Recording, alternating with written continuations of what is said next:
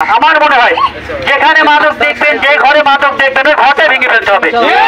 আমি চাচ্ছি বিশেষ করে আপনাদের আবাসন এলাকাটা মাদক মুক্ত হোক, এবং আমি বৈষম্য বিরোধী ছাত্র আন্দোলনের পক্ষ থেকে যতটা প্রশাসনিক সহায়তা দেওয়া দরকার আপনাদেরকে সাথে নিয়ে আমি সহায়তাটা দিব। এখন প্রিয় এলাকাবাসী, আসসালামু আলাইকুম।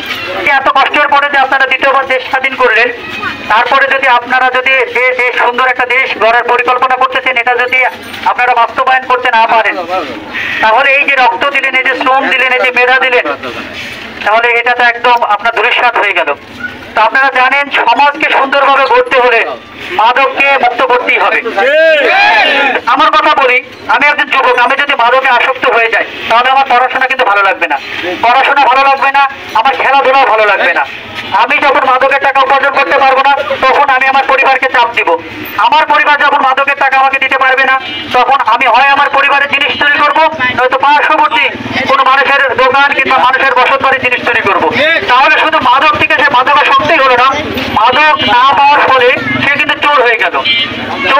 যখন সে মাদকের টাকা দিতে পারবে না, তখন সে শুধু চোরই থাকবে না, তার মাথার ভিতরে আরো কিছু কাজ করবে যে এই অল্প টাকায় আমার মাদক হচ্ছে না। কিন্তু মাদক কিন্তু ভাই 5-10 টাকার জিনিস না।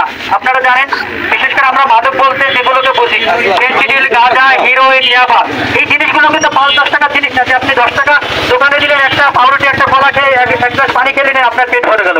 আমার বাড়ি হচ্ছে দৌলতপুর সীমান্তে, এবং আমার বাড়ির ওইখান থেকে যত মাদক সব আমার বাড়ির সীমান্ত ভর্তি যে মাঠ, ওই মাঠ দিয়ে আসে। অথবা আমি এর ভয়াবহতা জানি।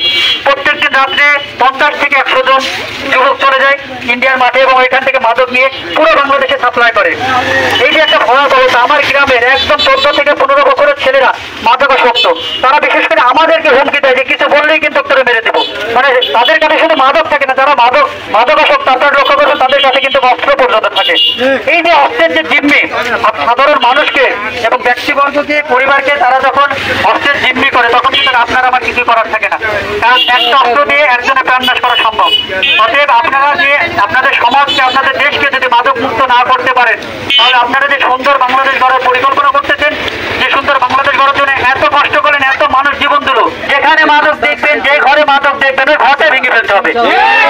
যদি আপনারা ঘরটা ভেঙে না ফেলতে পারেন, আপনি হয়তো একজন ব্যক্তিকে হটাই দিবেন 2 দিন পরে, 4 দিন পরে, ওইটা কিন্তু মাদকের একটা স্থান, নিরাপদ স্থান। এবং শুধু তারা এখানে মাদকই খায় না, আমার মনে হয় যে ওইখানে নারীদেরকে নিয়েও খারাপ কাজ করে, আমি যতটুকু জানি, যাতে কোনো জায়গায় এই মাদক বেচা কিনা না হয় এবং মাদক গ্রহণ হয়। সবাইকে ধন্যবাদ জানিয়ে এখানে শেষ করছি। আসসালামু আলাইকুম।